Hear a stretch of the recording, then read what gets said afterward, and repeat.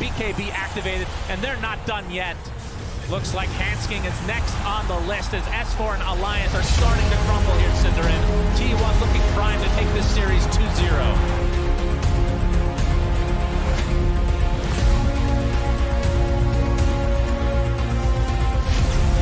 They're going to try and find BG. They're going to go with the zip and straight over there. Counter lay Ori is just gone.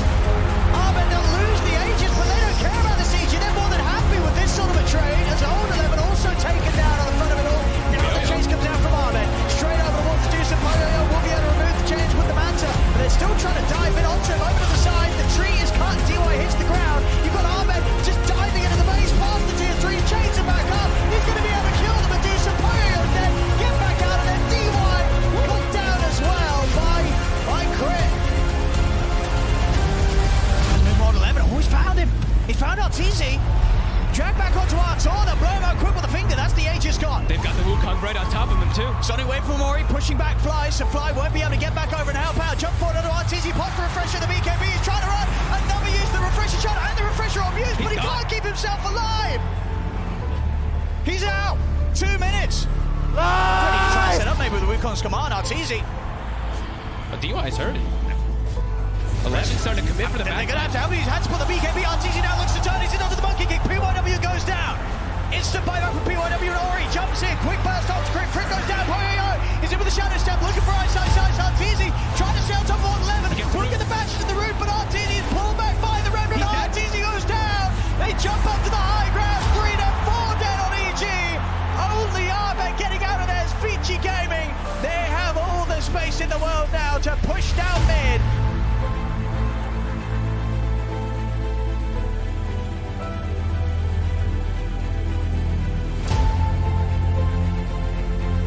JT, all right, he's looking for initiation. We'll jump over onto the and follow up. Okay, they'll get the heal. Good. Oh, the swap though coming up from side, buying enough time, but they do a lot of damage over onto this Monkey King. Are they actually going to take that Montu? They take that Montu. JT throwing up the arena, doesn't want to let Zai go. Zai's going to come back up against that life number 2 as they manage to hold up the over into the arena. Yasser's back though. Anisha clicking away. Fly, he's trying to get out. Oh, look at the damage. They take down Ollie. Anisha is mad fighting everyone to get the kill on Kaka. JT on the low ground, he can't get back into his home, and they're going to take down Fly too. Are they going to be able to go in and save Montu is the question. It's pretty damn difficult. The Echo Slam though coming out from side, they turn again they just take down Fly, no buyback on the Spectre. Beautiful sleep coming out from IG, but Secret, they don't care. They're going to take a short little nap after that, and they're going to go right back in and get ya.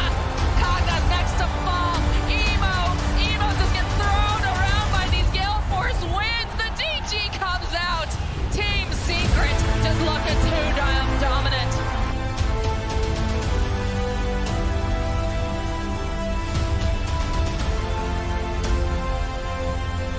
Still again 10k gold into the lead there of LGD, but the Remnant in.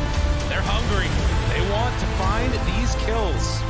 As they walk forward, Y gonna be controlled. Fate Beyond. BKB out from TM though. Goes invis afterwards. Broken. Oh, it's controlled. Echo done. The break on the Tide Hunter. Absolutely beautiful from TM. And now the grip on the Ame. They want to kill him in time. Do they have enough? No. Ame with the turn. Ame, are you kidding me? What in the hell was that? Ame lives, but then finally goes down. One last hit. Oh my goodness, save. You did it to him. They did find that Oracle, but can't quite get the kill. And just like that, why it's going to live through it. A godlike spree. And, well, you turn around with the Winter's Curse, the Torrent afterwards. One by one, they fall, and LGD will not be denied. GG is called. We got 2 teams in the upper bracket finals that are looking unstoppable.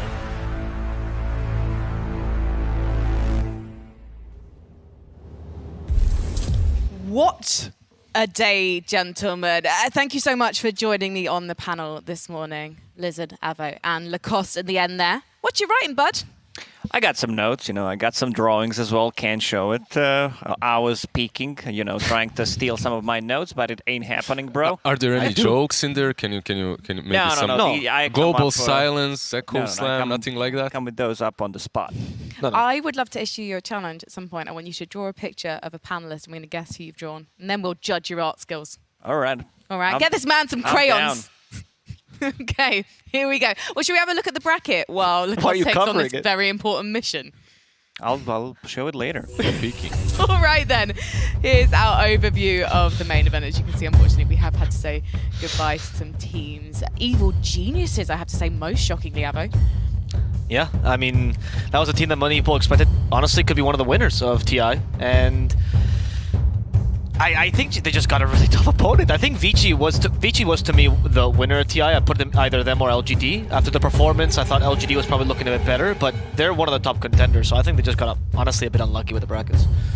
And we've got a dream matchup as well in the upper bracket for our upper bracket final. That's coming up tomorrow. That is Secret versus LGD. I mean, people were predicting this as the grand final, and it still could be the grand final because whoever loses that goes to the lower bracket final. It's not a huge upset. Secret winning versus IG so easily with 2-0 yesterday, however, just shows how incredibly strong and in form they are at the moment. This is also their highest placing at the TI yet, and they've steadily improved over the years. They were, can't remember what position they took first, but now they're top 4, and it's the best one. You could see Papi and Absor just hugging out. They were extremely excited and happy about it. Yeah, I got to do my first proper in-person Dota 2 player interviews yesterday, and it was amazing to kind of get to witness Zai just shaking with emotion because it was his echo slam into the dire base that really led to Secret being able to close it down in just 2 games. And yeah, I have to say, I was just like incredibly emotional and I was shaking myself by the end of it as if I could actually have done that. Obviously, I know I couldn't, but it's fine. I get to witness the greatness from the sidelines. It's a privilege of the job. Out of today's matches, gentlemen, is there anything you're particularly looking forward to?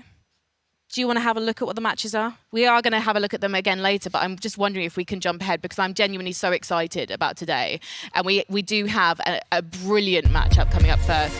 It is OG versus Spirit, then T1 versus Vici, and of course VP versus the winner of Spirit versus OG. So there's a really tough lower bracket fight today before we return to the upper bracket tomorrow. Avo, which one of those? Be biased. Honestly, T1 Vici. I think there's always a bit of a grudge match, we can say, with Master Ku and any Chinese team. There's always that little tension between them. I think T1 is one of the top teams in this tournament right now. Their style is wonderful to watch because of their dominance in team fights. And Vici is the opposite. Vici is the trapping style, the waiting, the patiently making the right decisions in the late game. I mean, we saw it yesterday. Vici against EG was, that second game, it was incredible. And I feel like we can get something similar from T1 Vici. I need to ask Picasso on Yeah, for me, Team Spirit against OG, I think this might be it because, OG, if they get eliminated, they're done. Their 3-peat dream is gone. And if Team Spirit wins, because they've been the second best team in the Eastern Europe, which means that if they win this match against OG, they will be playing against Furnace Pro. And I think they want to prove, that they are the best ones. You said that we can be biased, so Team Spirit versus OG, we actually have 6 Eastern Europe members on this matchup, as OG's coach is also Slavic. He's Misha from ex-Team Spirit, so it's going to be a very interesting one. Which side are you on? I still believe that OG can take it, but the Cinderella story with Team Spirit keeps me a little bit on their side. The other thing is, so if OG wins, they've still got the chance of the 3-peat. But then if Spirit wins, we get a CIS derby. And those playstyles are compared so frequently that I just want to see which one is better on that main stage. I can't help myself. But you know what? What I can help you with right now are some videos. We are going to check out some reasons why members of the community, some you know, some you might not know, play Dota.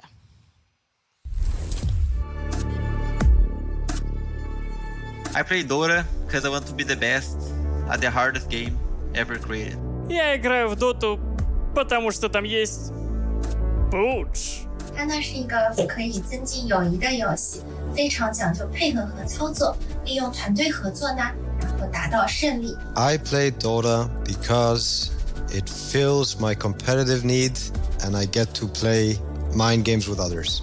因为生活中的事情对我来说都太顺利了，想给自己增加一点难度。I play Dota because somebody needs to carry slacks. 我打Dota是因为我喜欢竞技游戏给我带来的这种成就感吧。I play Dota because it makes me feel alive. Я играю в Dota, потому что лучшей игры на компьютере я так и не нашел, хотя и долго искал. I play Dota to stack camps and learn how to be a better teammate, while also playing the heroes that I want to play, whether they're good for the game or not. Я играю в Dota, потому что каждый матч является уникальным, и огромное количество событий, переменных, каждый раз дарят все новые и новые эмоции. 最后也希望所有刀2的玩家工作学习顺利，身体健康。好，谢谢大家。另外后期的小哥哥小姐姐，最好能把我的脸皮瘦一点，谢谢。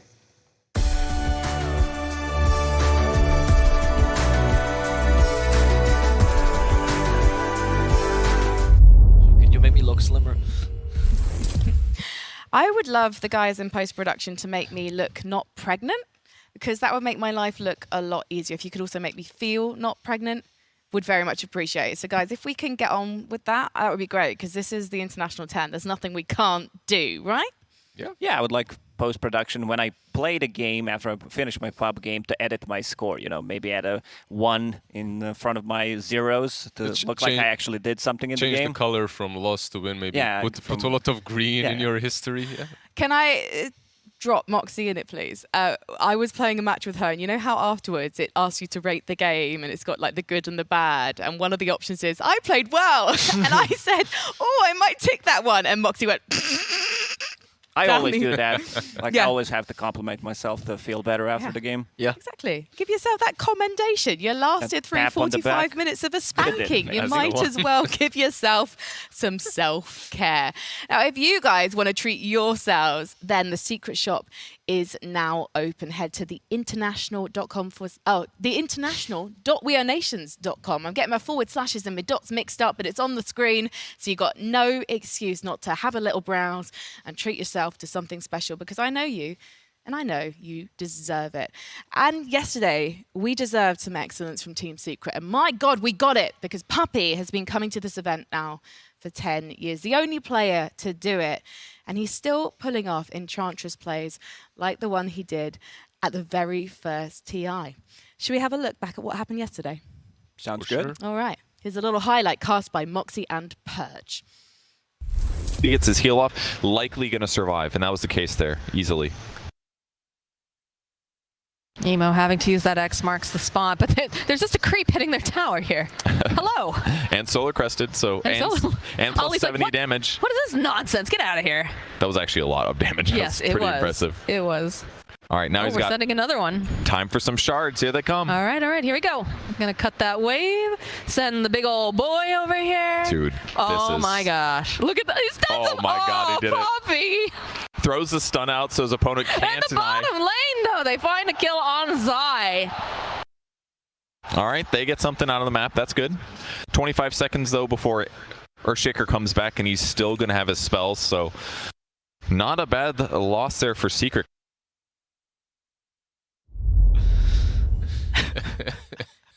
Explain to me what was happening there. Adventures of the Mud Golem. It's a new storyline that's being introduced into the game. Would you like Mud Golem to be a hero, Abel? Yeah.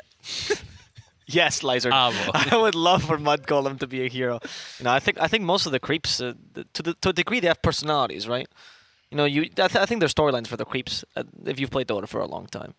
Yeah, Kobold is definitely the one holding the golden chalice. I don't think anyone can beat that creep. I want this one to be a hero. I don't care about the spells. I just want to see them. You know, I pick Kobold. That's it. Me too. So Dota has creepy fanfiction. Oh, 100%. Oh, no. Actually, right. They have creep fanfiction and also creepy fanfiction, but mostly creep fanfiction. And then creepy fanfiction. Right. Yeah, all above board. Thank you very much. Yeah. Honestly, what time is it in the morning here? It's like not even 10 a.m. yet. Honestly, Avo. Sorry. Yeah. My mind went to the Kobold. Bringing the tone of this disc down, so I think we need to bring it up a little bit, because our friend Friday Night Yakuza is hanging out with his friend Casey. Let's check in with them. Thank you so much. It's Friday night, ladies and gentlemen. Welcome back to TI10, and I am Casey. Pay attention. Hey, are you ready? Whoa, whoa, whoa. Where are we? We have a set, my friend. We are on the main stage, and I thought you guys might want to see what it's like to walk out to the booth to play at the International. Casey, you want to walk with me? A little teammate? You're my little support. Can I pretend I'm one of the players? Absolutely. I don't care what you do. All right, let's do the walkout, Casey. Follow me. Here we go.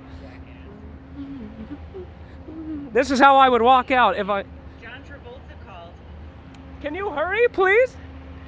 John Travolta called. He wants his suit back. Oh, that's very cute, Casey. Of course you wouldn't understand the May-Mays. I'm going up, Casey. Follow me, girl. Look fancy, just like a player. We're going up. Here we go, to the booth. $40 million. I'm on my way. Come on. You got it. Go. Okay, here we go. Wave to the crowd. I'm right behind you, buddy. Okay. Here we go. Oh, wait. What's wrong, Casey? Wait. Something. I think I'm stuck on something. Can you just little help there? What a terrible shame. Oh, well, you're doing great, Casey. We'll have to win the money without you. We're going to go and win all the money now. Goodbye. Back to you guys. Thank you very much. I appreciate you doing the dance. You might need to Google Friday Night Yakuza if you don't understand what's going on with Sir Action Slacks. It's going to give you a glimpse into his mind. Also, though, can I just say, I think that Casey should be doing the coach interviews on that stage. Yeah. Just sidling up to them. I think it would take too long, to be honest. I can tell you, it's hard to run there. It's a difficult one. Yeah, that is a good point. You could just have the coach having to mic up Casey and her question. Yeah, I mean, for me, Casey looked like that under-leveled support, maybe position 4 or 5, trying to join the team fight, but not contributing too much. That's what happens to me when I play carry. Everyone fights without me, and I know I'm meant to jungle on my own for a bit. But then I'm like, guys, why is the kill feed lighting up and I'm not on it? It's just everyone's over there fighting without me. It could be worse. You could be the one dying all the time. So, you're contributing. Yeah, that's the first half of the game. That's when I'm getting ganked constantly. All right, let's head over to our own radiant being of an expert. His name is Purge. Thank you, Frankie. Yeah, the first match of the day is going to be OG versus Spirit, and the thing that really stood out to me for these two teams was how aggressively they play IO as a dual offlane. Or Wisp, I should say, excuse me. IO is really effective on the Spirit side because they pair it with Mars, which is a very strong hero for collapse. It's a potential lane dominator, transitions well for getting ganks. On the OG side, they really like to pair it with Tusk and ET generally. Those are the heroes that are going to make it just so much easier for OG to just get tons of kills because they just synergize so well with attack speed and right clicks. But on the other side, Collapse is a bit different in terms of how he plays his matches. He ends up being less self-sacrificial, really. He plays a little bit more for his team. He's a new player to the scene, but he's excellent. So keep an eye on him during the Spirit games. So with his heavy farm levels, even though he does play pretty traditional offlane heroes, he ends up just getting more gold than other heroes do and other players do. He's got the second highest average last hits per minute at the 10-minute mark. There we go. Second highest overall. First place is Whisper. So with that high net worth, what he ends up doing is a very aggressive play style. Like I said, in the laning stage, that's really important for Team Spirit. Here's an example against Elephant, I believe. They ended up putting him in the safe lane with the IO. Mirror is going to play that hero very typically on Spirit. And then they laned against a Lycan, which ended up working out really well. He maxed out his God's Rebuke. He got Armlet fast. He ends up basically solo killing this Elder Titan, and usually what he just does is good things with his net worth through the laning stage, whether it's Mars or other heroes. He plays aggressive, he gets lots of last hits, that pushes creep waves, that pressures towers, and this is something that we're going to likely see contested for both OG and Spirit. Who's going to get the IO, who's going to be able to make their offlaner feel a lot stronger, and ultimately who's going to win the series? We don't know yet, but it's going to be coming up pretty soon. Back to you guys. Thank you very much for whetting our appetites for this Spirit OG matchup. Yeah, panel, say thank you to Purge. Thank you, Purge. Thank you, Purge. Arigato, Purge. Hola, Purge. When you're forced to do it. Well, you know what, Purge, we've got a treat for you. Later on, Lacoste is going to draw a picture of you in that suit.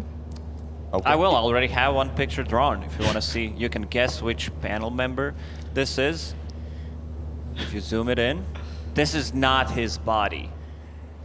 This Is that meant to be Avo? It's a plus. That's Avo plus. See? Oh. It looks... It looks off. There's a plus. Wait. Yeah, I actually can't spot any differences. Looks the same. You're a man of many talents, Lacoste. I have am. to say, I'm impressed. Yeah. I think we call that postmodern. He captured my essence. He certainly captured your essence. It's just your essence is something completely different to what I thought it was. All right, I want to take a look at the schedule so that if anyone has just tuned in and seen that, they realise that we are indeed going to be seeing some Dota 2 on the broadcast today, starting off with Team Spirit versus OG. The loser will be going home. The winner will be fighting against Virtus Pro in our last lower bracket matchup of the day. And then in the middle, T1 versus Vici Gaming, potentially the closest matchup that we're going to see today, Avo.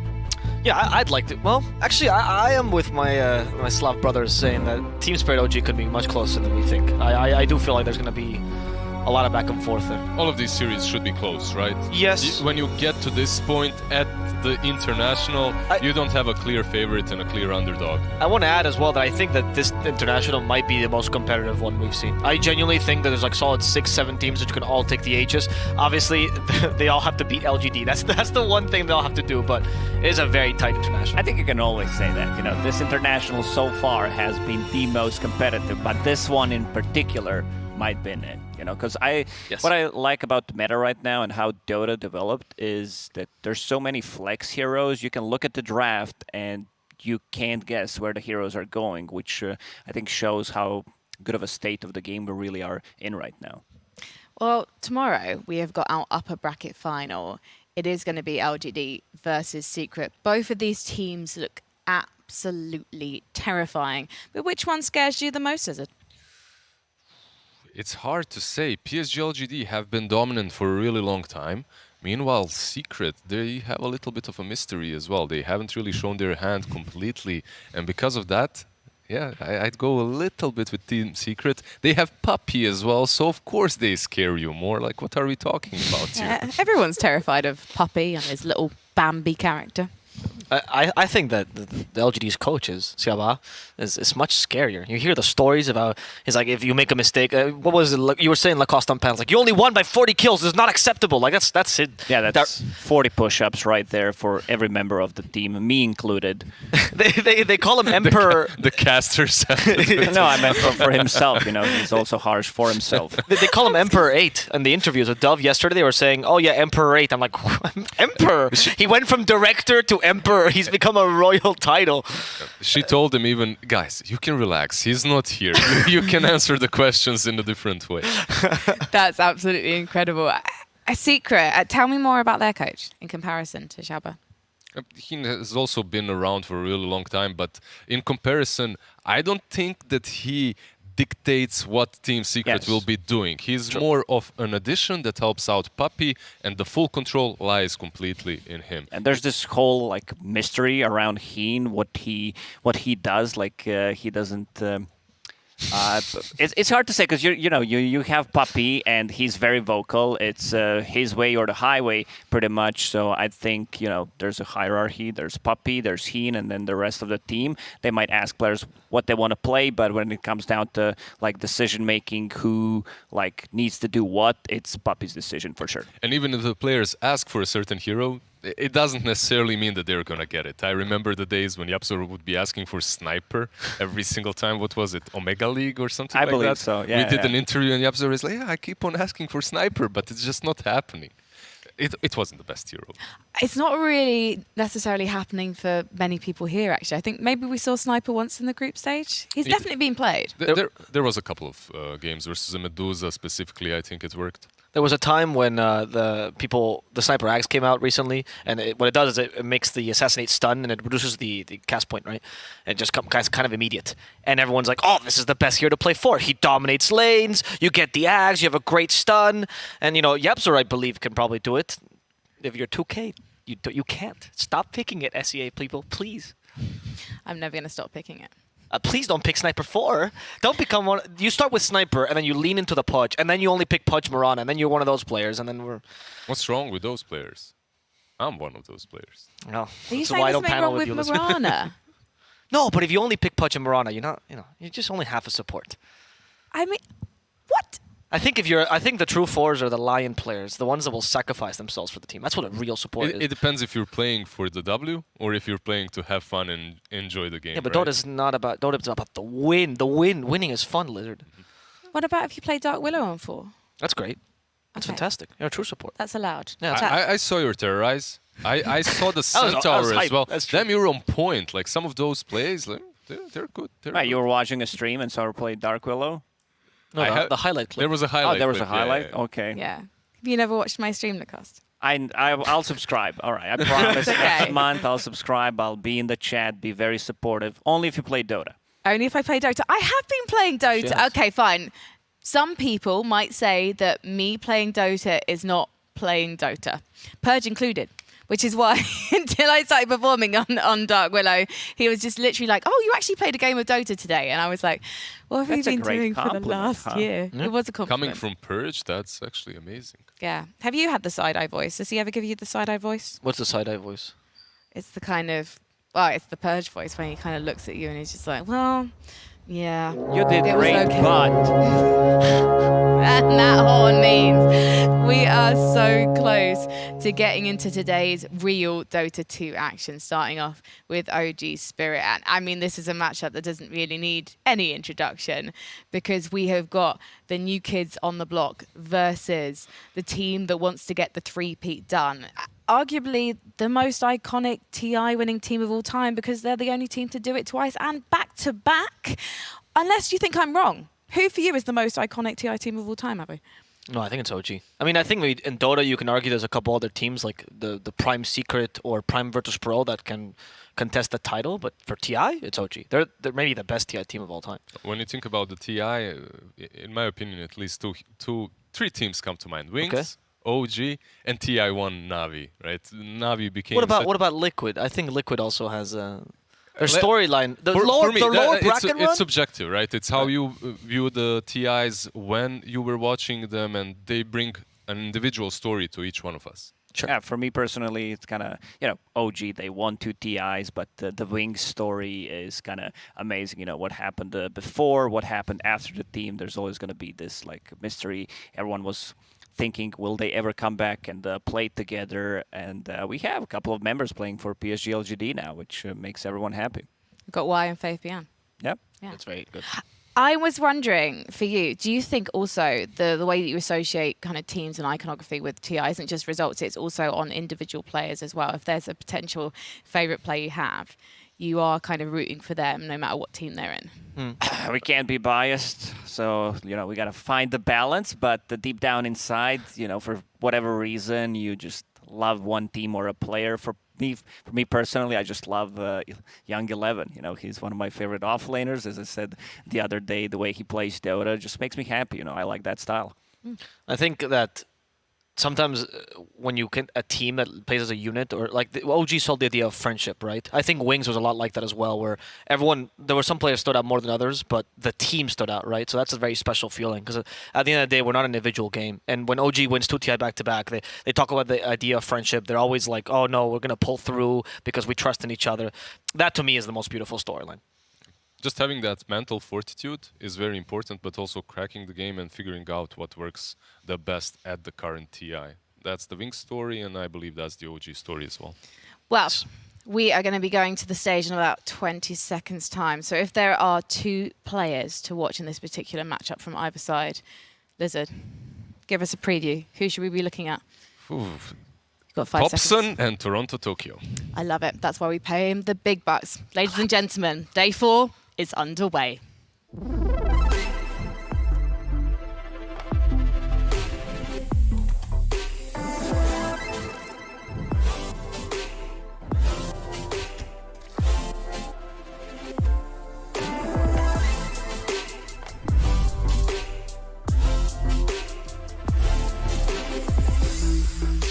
Ladies and gentlemen, they've done this so many times before that you don't even need me to introduce them, but I will. This is Team OG.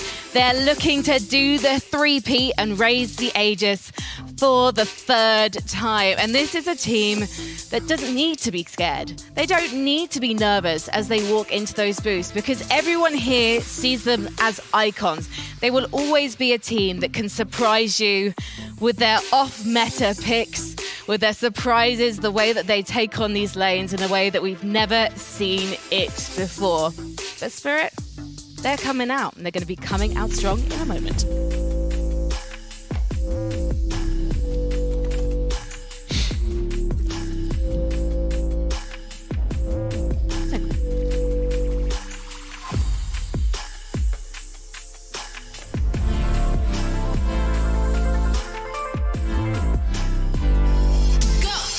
And Team Spirit are here, and they have shown an ability to stun their opponents into submission and also keep that pace varied in their run here at the main event of TI, even managing to take a map off IG earlier this week.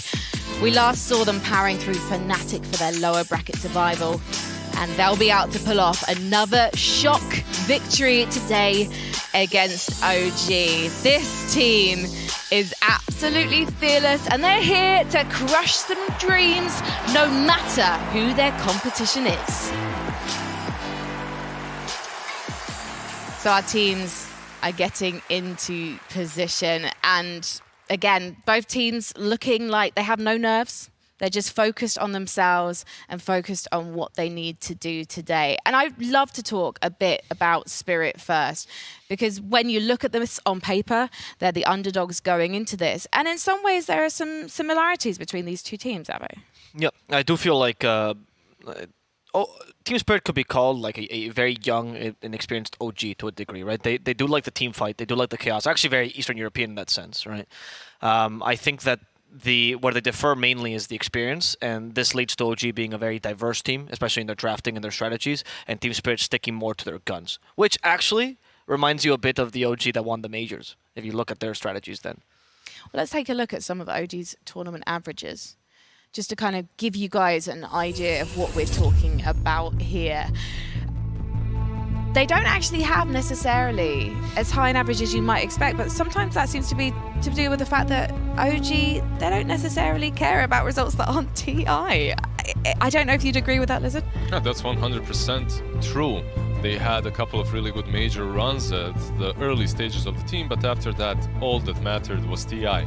The previous DPC seasons, they would pretty much skip the complete early part and just speedrun into the qualifier and go to the TI. And not a lot has changed here. Yeah. They were kind of forced to play in the seasons this time around, but it's the same storyline, getting their last player just before the TI, scraping through the qualifier, through the ties with Tantra, and getting here. The story of OG through the DPC season, we can sum it up and say, you know, someone's late for their job, they apologize, sorry for being late, it won't happen again, and here they are. You know, here they are, they're ready to work.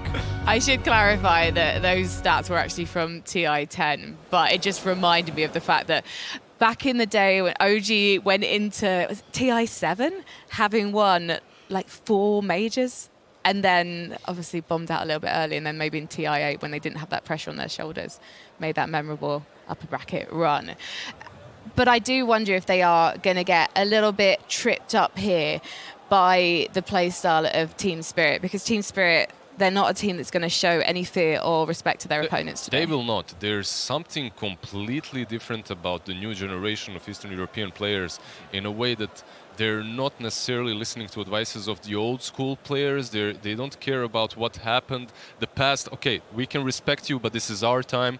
We're going with our style, and if it's wrong or right, it doesn't matter. We'll keep it at it until the end. They'll keep their own style, and they will learn from their mistakes. This is what I like about the Eastern European teams.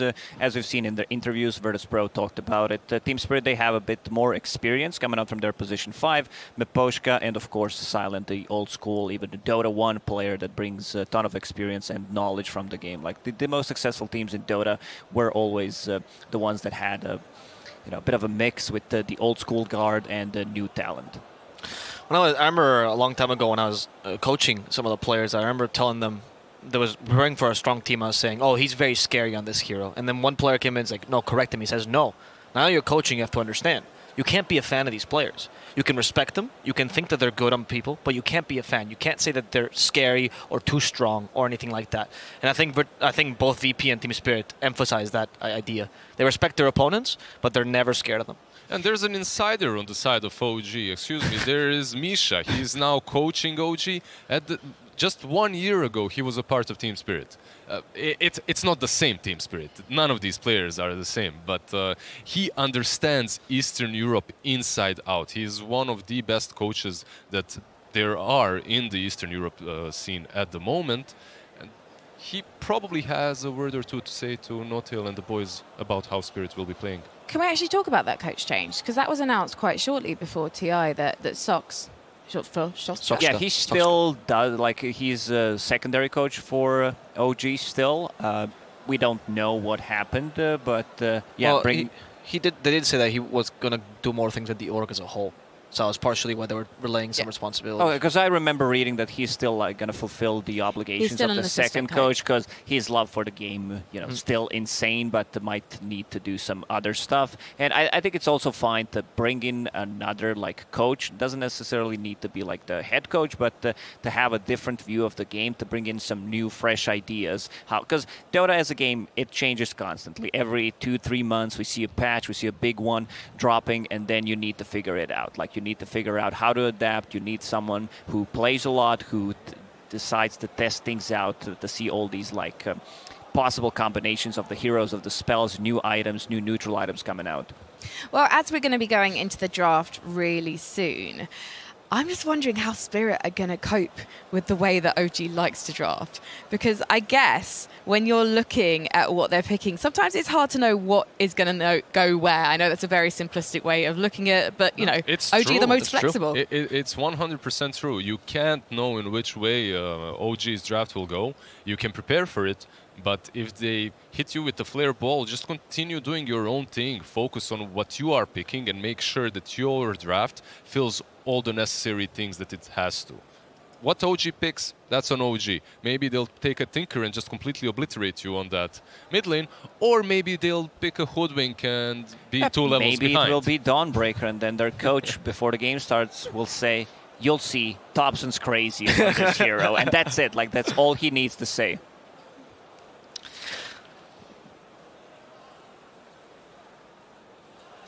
We're going to go right into the draft. OG versus Team Spirit. Game 1.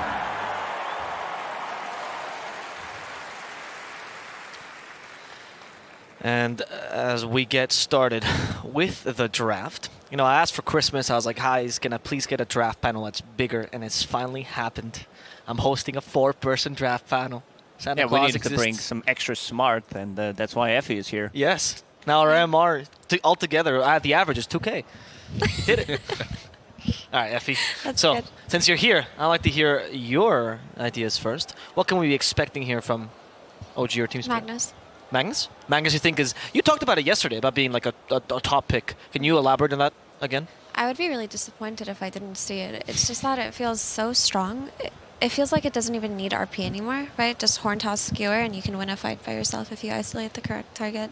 And obviously the bonus of allowing your cores to farm faster and being flexible in how you want to play in your item build and your map movements. I just feel like this is a very high priority hero.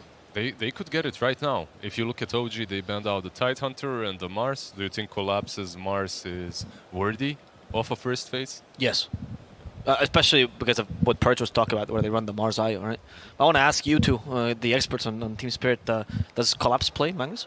Yeah, he plays pretty much any given hero on that offlane. He's a Giga Chad. You don't ask Giga Chad if he plays a certain hero. It's in his blood. there you go. Good call, Effie. Yeah, with the opening Magnus, as we already know, we've seen Effie explain why this hero feels so strong. I think someone said once Magnus gets his shard, it's like a guaranteed hook from Pudge. Like, it's a better version of the hook. Jenkins said that. Jenkins said that? Okay, of course he did. Of course it did. And he also said Necrophos, so... he's a man of many talents. But Wyvern also, what this hero does is split up the fight, and it's one of the better heroes against Magnus once he decides to go in with the RP. So this is like something maybe they did not want to pick straight away. Also, you have Tiny can blow you up. Tiny, these days, they build into Echo Saber if we're talking about the position 1 Tiny, and then going into Silver Edge, so you're never going to feel comfortable as a Wyvern. But if Tiny uses a combo on one of the heroes that can survive it, then all he does is deal physical damage, and that's where Wyvern kicks in. That's exactly what happened last night, right? In the series, PSG LGD picked the Wyvern, and it looked pretty damn easy and simple for them versus the Tiny.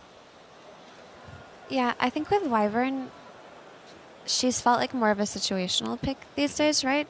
Because in the past, when you would just build the Holy Locket and heal over everything, and that was pretty much your gameplay, you didn't need to do more, it felt absolutely ridiculous. But now it's become more of a niche pick in that you really do need to play it versus physical damage for it to be valuable.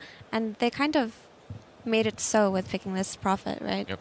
There's just inherently more value in Wyvern, not only because Prophet does physical damage, but because she can actually defend the lanes that he's pushing, right? She can just sit and spam Splinter Blast. Yeah, usually it was picked up versus the Prophet. Not only the Wyvern, you also have the Magnus. Suddenly your Sprout isn't as valuable, and your pushes aren't going to be as potent because of these two heroes that can defend easily. Okay. I still like Prophet into Winter Wyvern, because whenever I see Bane, Oracle, Wyvern, Nature's Prophet on the offlane is that hero that can punish it, because you don't deal well with the summons. Early on, we're talking about Wyvern getting 2 points in Splinter Blast, possibly. It's still not going to be enough, and also this is the hero that builds into silence early on, can easily TP back, so one way to control Wyvern. I don't think Wyvern's going to have a good time. We're also going to see like a backline jumper coming up from the possibly a mid lane, or maybe even like something like a Spectre to be able to deal and take out the Wyvern before the fight even starts. On the lane, for sure. I agree completely. Like, those treants at the moment, they feel like even if you kill them, you get nothing. It doesn't matter. Yep. Like, you prevent him from harassing you a little bit, but it's not even worth the mana that you're wasting on them. The only other team that was doing a first phase Prophet was actually Fnatic on Jabs. They were doing it as a 4. You think this could actually be a support Prophet for vision control? It's very possible. I remember a couple of years back talking to Notil about the hero, and it was extremely popular on position 5 back then. And he was saying, this hero can do anything. Like, not only am I 5, I constantly have farm, because I'm just sending trees around and they're pushing out waves. You're basically farming the whole map, and the wards that you can place with position 5 treants are always going to be better than what any other position 5 can do. Seeing the Terrorblade ban, I think they might want to go for something like maybe Luna, even possibly. TA is banned out, so OG with Nature's Prophet and Tiny, they have a very fast lineup already, so they don't want to rely on any of the cooldowns, so you want to be fight ready pretty much all the time. This is how OG historically has been playing the game. We're going to run at you, we're going to create a chaos, put you out of your comfort zone, and with these two picks, I just see it happening once again. I agree that OG are definitely going to go for a tempo lineup here, because if you look at the first two that Spirit drafted, these are team fight heroes, right? And they don't have that in OG. So they just need to win the lanes and just keep running them over, because it's going to take time for Magnus to come into play as a hero. Empower is something that over time you feel it's worth in the game, but initially you do have to sit and farm on your core for a while. Yeah. And just remember that this same Magnus that we are seeing in the first phase has been flexed for the majority of the seasons, and also at this TI has been played as position 1, has been on the offlane, so there is flexibility coming into with the mag too. Maybe some mag safe lane versus Nature's Prophet is, if he's playing that offlane role, or position 4 wouldn't even be that bad. But I did want to add to Mira's point though, and I hope that you can help elaborate on this, Lizard, which is that this is the point that she was making was Team Spirit's playstyle through and through. The waiting to the mid game, getting that big item timing, getting farm on Yatoro, right? So maybe they're just forcing that again. I mean, that's what they've been doing this whole TI. Yeah, I would really be unsurprised if that happened. Especially with the Magnus as well. It's very similar to the Tiny. The item timings from him come naturally. You don't truly need to wait for a lot. You're just waiting for that RP to come off cooldown, you kill the support, and you continue farming with Empower. You constantly have that Echo Saber or Silver Edge to work with, later on Bloodthorn. the heroes that have a linear item progression and linear power spikes are seemingly the those are some best at the fancy moment. words, Lizard. Dude, I studied math. This is I the know, first time I know. used I'm like, it. I didn't study math. What the hell is he talking about? What is linear, Lizard? I don't It's know. like a line, you know, it kind of goes. I'm a bit disappointed. No you know, spikes here. You know, seeing Kanka banned out against Team Spirit always gets me mad because this is Toronto Tokyo's, I'd say, one of the better heroes, and I can't use my, jokes. I call him Toronto Tokyo, or whenever he goes for the rune, Toronto Tokyo. So I think he has the best name in the whole Dota scene. I agree.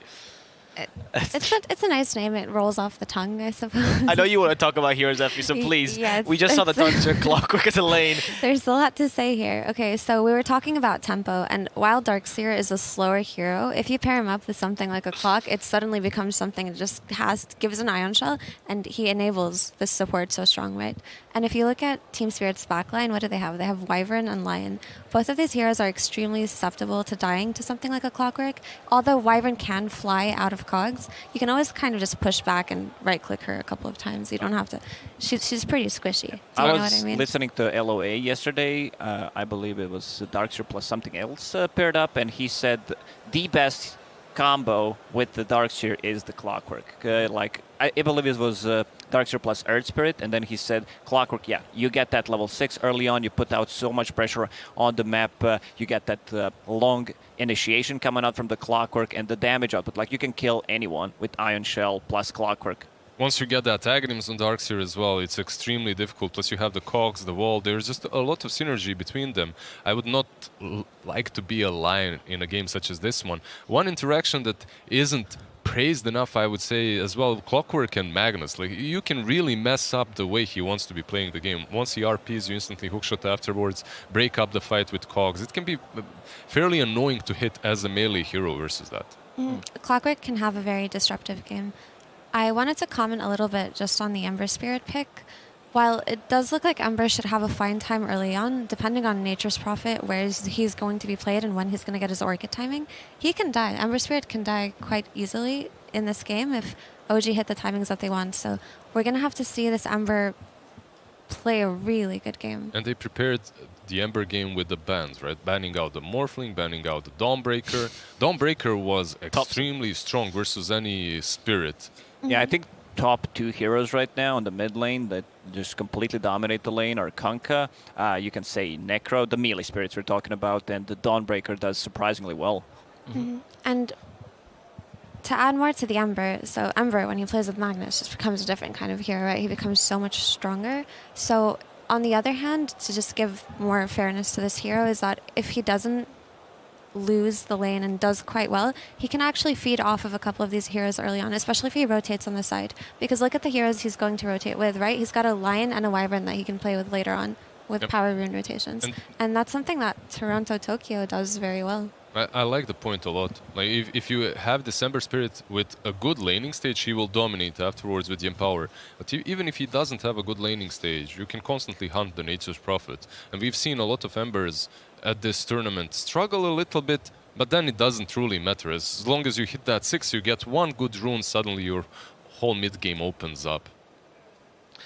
Now we see the last pick from OG, and it's going to be a Void Spirit, so nothing too crazy. We are going to see no-tills NP, though, that we talked about. Nothing too crazy, but Aghanims on Darkseer is just so high value in this game. Putting Iron Shell on Clockwork, on Void Spirit, it just feels good. Okay.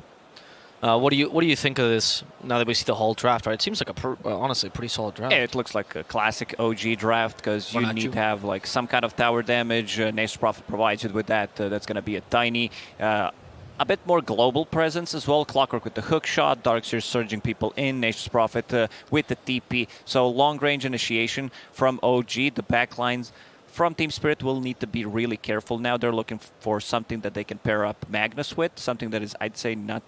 They need basically a BKB type of a carry, maybe the one that builds it early on, because you will have Empower coming out from the mag. And they banned out a lot of them. Also, just having this Darkseer kind of counterpicks a lot of Yatoro's hero pool, right?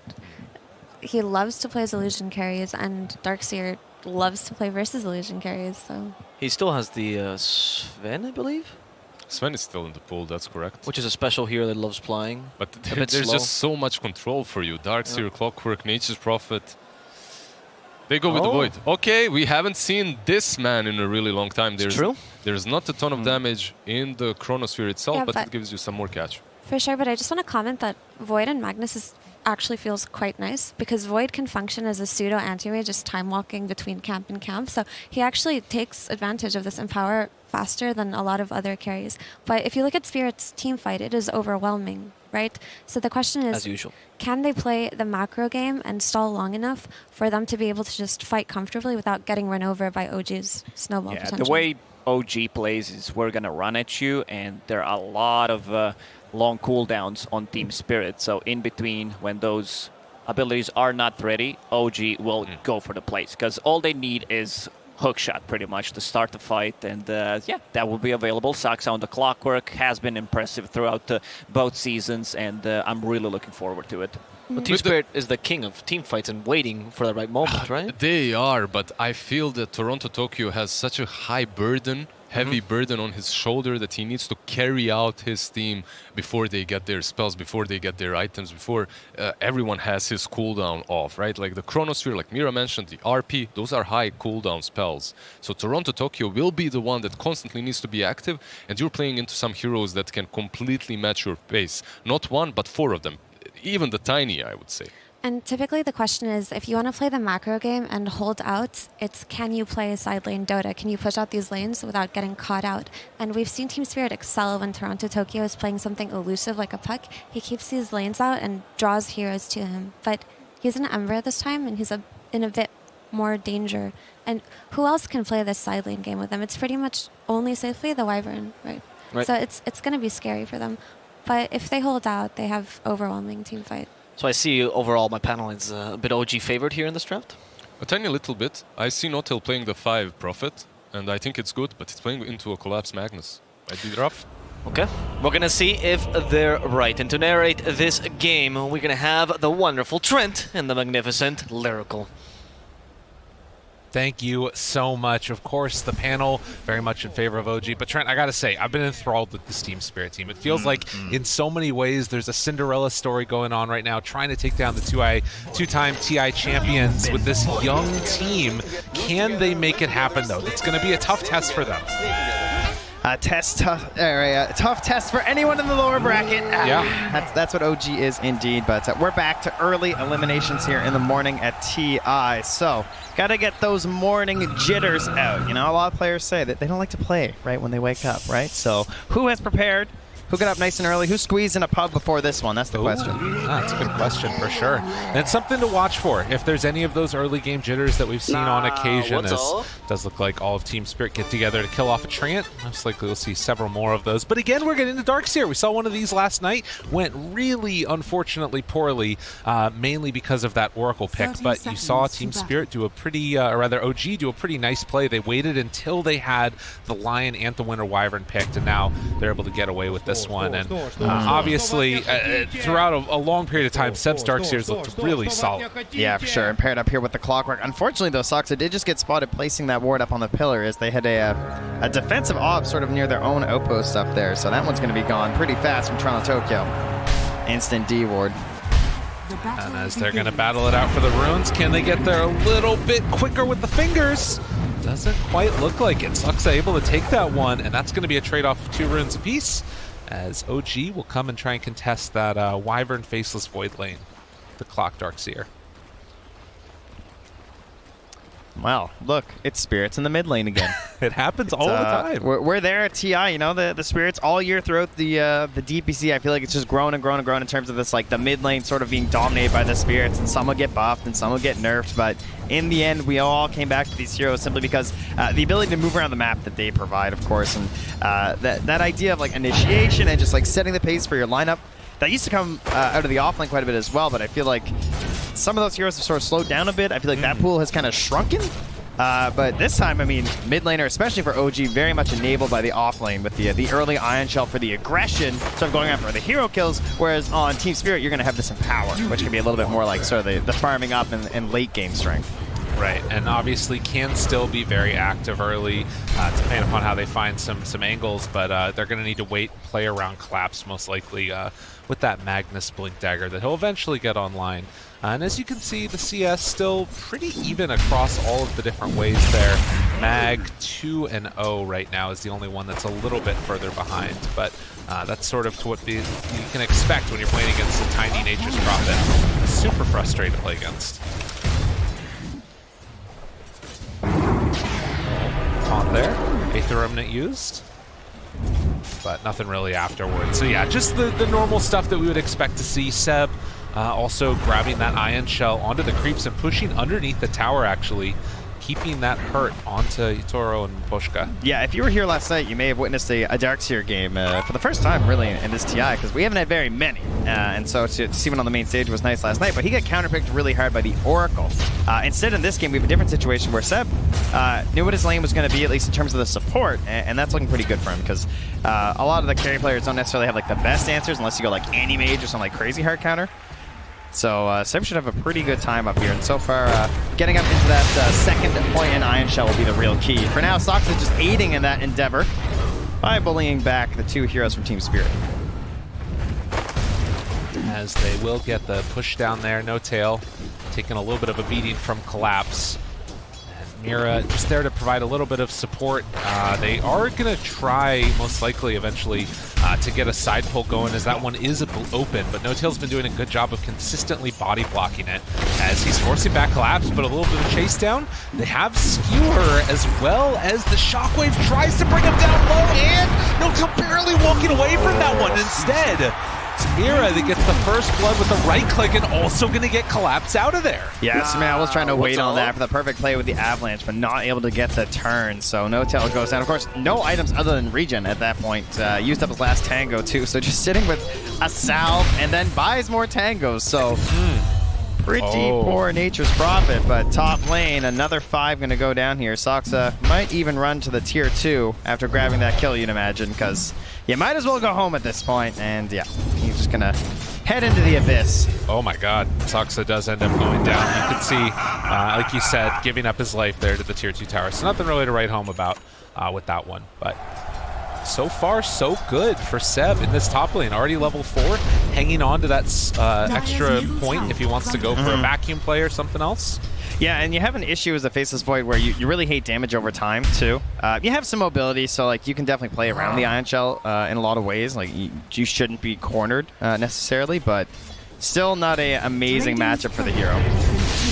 True enough. And they don't really have a great way to punish this when Seb can just come in, disrupt your pulls, and then surge away. But Maposhka going to be heavy on the chase. Does still have the brown boots here, too. Toronto Tokyo barely able to get away from that one now. And it does look like they're going to be able to get him out of trouble as those rotations were coming in. Making a lot of moves early on here. And right now, the only one that is a little bit further behind is going to be Collapse on that mag. Going to be looking to boost up his allies this game with the Empower, as the panel was discussing there too. Basically gives you a free Battle Fury, essentially this idea of cleave, so you can farm up the neutrals and the lanes faster. Get your hero online a little bit quicker and eventually scale even better into that late game. Can also perhaps change up your builds on the Faceless Void if you want to capitalize on that damage a little bit more. Currently thinking about just the Mask of Madness, pretty classic item on the hero. Yeah. They will clear through a lot of those treants, actually. So that's a nice little boost there for Collapse. As treads are done and up top, looking to get a little bit active here. The Ion Shell and the surge forward. Toro has to jump away again. 5-second cooldown. The slow and steady beatdown that he's getting from this. They will be able to force him back with a couple of lucky bashes in there. On the other side, you can see No Tail does go down to Collapse. So just all-out aggression. This is what we were expecting from this match today. Yeah, he still has nothing but regen on this Nature's Prophet. So really taking one for the team here. Yeah. And is it working out for Sumail? Pretty well, right? He's a little bit ahead of the Faceless Void, so Tiny kind of happy, but it's that mid lane here that you see going pretty significantly better for Thompson, right? 300 gold up against his opponent here. And, I mean, the last hits are the same, but the value is certainly not. True enough. We'll have that Yules on the earlier end too, and once that's up on the Void Spirit, you can see him rotating around the map. He's going to be comboed up with the Ion Shell from this Darkseer. You're going to have the hook shot on the earlier end from Soxa, and then you're going to have global teleportation from No Tail.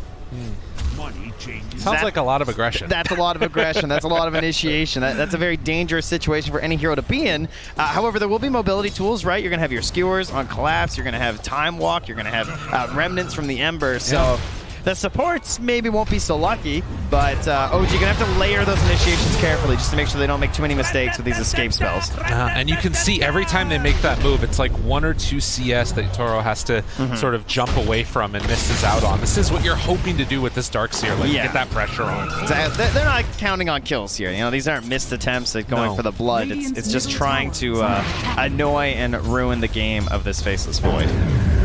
Well, and in the meantime, Thompson, they will use a quick little glyph there, just messing with his last hitting potential, as Toronto Tokyo actually want to get aggro. Jumps forward with that DD. It's going to force Thompson back. Not bad at all for Team Spirit, who again are keeping it even through this early laning stage. Yeah, one of the benefits of the Winter Wyvern too versus the Nature's Prophet, as well as that Darkseer, is that you're going to have this ability to try and like hold the towers a little bit longer when they just sort of have this never-ending split push from Ion Shells and trees just running down lanes. So some benefits from Raposhka. And of course, if they want to shove those lanes in a little bit deep, Mira would also be very happy to pick up some of that earlier farm on the line to try and get to that Blink Dagger. Yeah, that would be great for them. I think that like sort of solid initiation, obviously Toronto Tokyo is really good at it with the Ember, but can be that extra value that's added in. I do, for Mir's sake, hope that he finds that farm on the earlier end though, because I feel like it's going to get into a very difficult spot. But all that aggression in the mid lane does pay off massively for them, getting that tower for Toronto Tokyo. Thompson trying to get the punish here, not going to be able to get a kill, and Toronto Tokyo, of course, with a very healthy tower. Well, should be very pleased at the start of this game. Sort of keeping our thoughts on that net worth and where it's going to go eventually. You can see, a little bit of a dodge back there. Thompson gets a haster, but you can see Tiny's still sitting atop. Toronto Tokyo's up there. There hasn't been a big extension as far as a lead one way or the other, but No Tail gets found out in the trees. The jump forward Hex into TP. Does Mira manage to make his way out? They do! So get the kill and then escape with the other support. Seb is trying to get aggro, but it ain't gonna happen. Yeah, and they actually... This is good though. Oh yeah, that is true. Clean up some of these sacks. Of course, you know they're gonna have them. Even with the ward, Team Spirit can do nothing but watch as they lose on a bit of gold for their team. And Yadoro still being very frustrated by this clockwork, I'm sure, but still keeping pace with Sumail, so. As No Tail comes on over, spots Toronto Tokyo taking some of these camps. Was hoping to find a ward, but nothing doing there. And another stack up actually onto the Ancients. So this is going to be pretty high value. Most likely, I mean, this is going to be probably a trade-off of maybe, you know, Sumail taking it with the Tiny, but likewise, you could give it to the Darkseer. Yeah, No Tail, you can see, very surprised. He's just like, oh, really? No wards? You know, checks with the Double Sentry, and again, this Nature's Prophet. Yeah, he's upgraded. He has a chainmail, so getting pretty darn wealthy now. As he suits up, but you're always looking for those great wards when you're playing this Nature's Prophet, because you can just go anywhere on the map, TP back out, go for the really deep pillar wards perhaps, and that's going to be a huge factor for them, right? Because you're playing with this heavy initiation lineup, and initiation is always much, much easier when you have forward vision. Not wrong about that one for sure. Mask of Madness done now, trying to get some aggro, thought about going for the chrono there, but pulls off the charge, and can see that they're just going to leave him alone to continue to farm up top. So Faceless Void definitely looking to get a good start to this one. See if that continues on. But another stack over on the Ancients gotten by Team Spirit. And for them, obviously, with the Empower, this is an easy cleanup. But I feel like there's an opportunity here for maybe either one of the teams to try and go for a steal. Could make a difference. Right now, OG up about 1,000 gold. And we're just trading towers. Does feel like a bit of a ticking time bomb, though, I have to say, for Team Spirit. I'm really curious to see how they're going to manage to hold through this impending assault from OG. They're going to have some cooldown issues, right? Oh, yeah, with the Chronosphere on the 160 on the earlier end, the RP always going to be that 130. And you look for cooldowns on OG, and, you know, hookshot's a minute.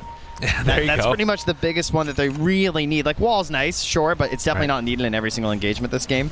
And I just feel like that is going to be a serious problem for Team Spirit. Well, you know, it's interesting. Like memes aside, when I think of Darkseer nowadays, particularly out of these pro players, the two ones that come to mind are Seb and Mind Control. And often Seb has been playing in like the kind of carry Darkseer role. This is actually more the style that Mind Control would play, where you play sort of this supporty element, get the quick mech, max out Surge, just start running around with your team, and then enabling that other big bad carry. And we'll see how it works out for him this time around. As it's going to be a lot on Sumail to make those moves, and obviously, of course, Thompson playing on this Void Spirit, who had an absolutely fabulous game before. But Team Spirit, they're going to send themselves in here, clear out that Ancient stack, but OG, they want to get the objective. They want to get this tower. The pieces are coming together, and it's a little bit too fast right now. Maposhka's still looking for that level 6 to hope to come and help in the mid lane. Thompson there, they come right back in. The wall is down, onto both collapse. The mech up, living a little bit longer. Toronto Tokyo walks in, and look at the chrono. It's going to connect right onto both of them. Seb goes down. Skewer into the RP, only catches on the clock, but that's enough. And look at this, Team Spirit. Beautiful. Walk through, take them all down one by one, and find one more to boot. This is so important for Team Spirit because you're using the RP, you're using the chrono. You can't just get one kill, right? You need as many as you can get because that's a heavy, heavy expenditure. But they were very victorious in that engagement. And now the question is, how are OG going to rally back from that? They're just going to run right back to that mid lane? It's a fairly likely scenario.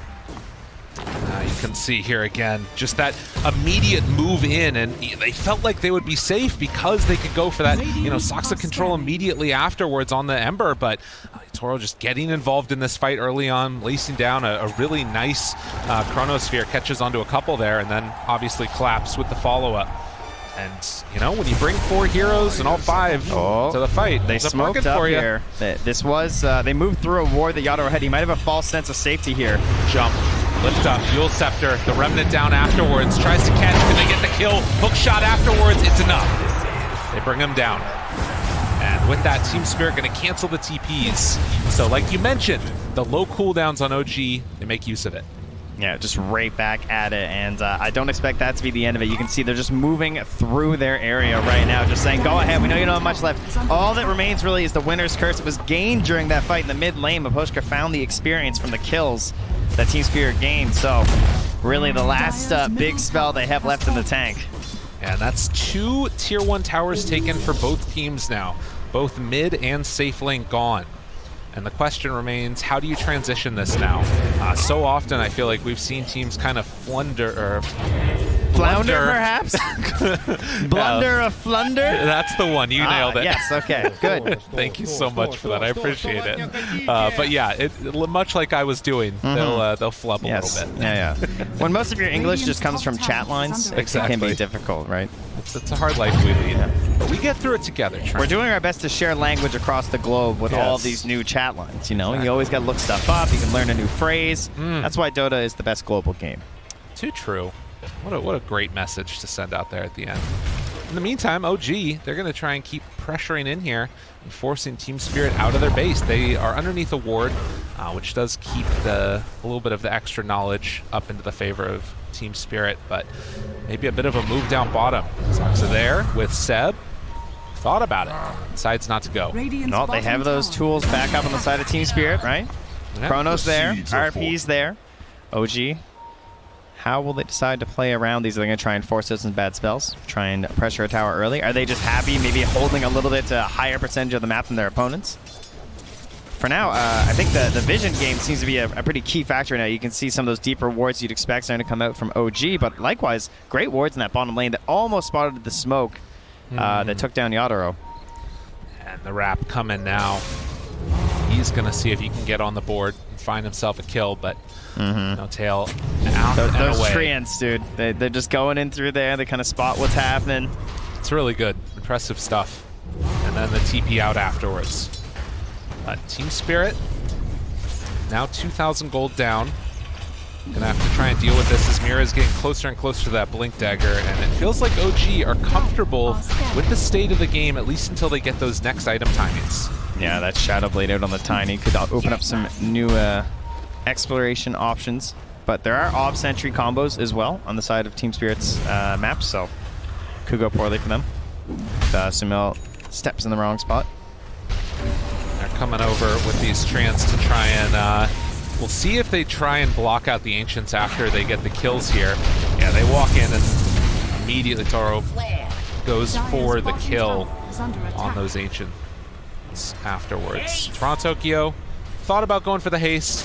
Sox are there already to interrupt. Again, economic damage where they can on OG. Thompson. I'm curious if he goes back for that same build that we saw the other game. It was super solid, just into the E-Blade after the Sanjin Kaya. Very, very quick blow-up potential that they had going. I love the way Thompson has played through this TI in terms of just like relegating his own farm a little bit lower, even more so than before. It feels like they're really trying to offer a lot over to Seb and Sumail. Yeah. And he just wants those playmaking abilities. So just trying to get something that keeps him like active in the fights, going for this Sanj and Kaya. Not too worried about the next like massive item, just wants to be always there for the team. And right now, a big line drawn here from Mira. They want to go the whole way up top, perhaps hoping that someone's going to try and go for their Ember. Trying to bait his Remnant in here. Oh, good job there. Gets on in with the Treant to block that camp again. Team Spirit having to deal with that. Thompson maybe in some trouble if they spot him. Oh, instead they're going to go for no-tail. Mira gets the Hex off, but caught by the 8th Remnant, and then afterwards they got the Winner's Curse. Stun comes out afterwards, the full control Finger of Death, and dead. That was a long setup there from Team Spirit, just like waiting and waiting, trying to bait out Toronto Tokyo, and then sort of just kicks off because No-Tail got a little bit too close. But best thing right there is that you're taking out a core hero on OG without the big spells. Very good sign for Team Spirit. The later this thing goes, game should get a little bit easier for them. Those big spells becoming more and more valuable as we progress. The RP, the Chronosphere, right? Some items, of course, not going to help you versus those. Even when Sumail gets his big BKB out. But mind you, his HP, even, you know, Magic Immune or not, he is going to be a beast in this game. Not a lot of very tanky heroes in this match compared to Sumail. Well, and it's so interesting, right? Like, we think back to the matchup that we saw right before this series with Spirit. It was against Fnatic, and we saw very similar things, right? Nature's Prophet, Jabs was blocking out camps. They had an Ember Spirit on Team Spirit. It was, again, able to play very much together. The big difference is there's no Luna this time. They don't have that tower hitter. So we'll have to watch if Team Spirit can keep the action going and then, you know, potentially make a comeback happen right now, because OG, they're in the lead.